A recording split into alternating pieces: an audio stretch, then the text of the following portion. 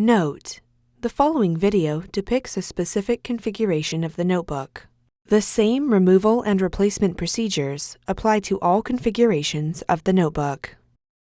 Before you begin, remove the base enclosure, wireless module, display panel assembly, and display bezel. Removal. Important: make careful note of the routing of the webcam cable for later replacement. Peel back the retention tape and disconnect the webcam cable from its connector on the webcam board. Using a non-metallic, flat-bladed tool, carefully remove the webcam board from the adhesive and alignment pins that secure it to the display enclosure.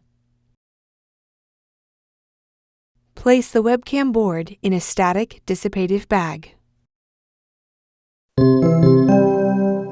Replacement. Remove the webcam board from the static dissipative bag.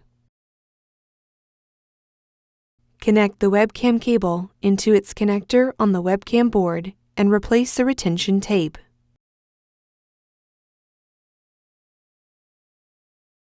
And gently apply pressure to the webcam board to adhere it to the display enclosure.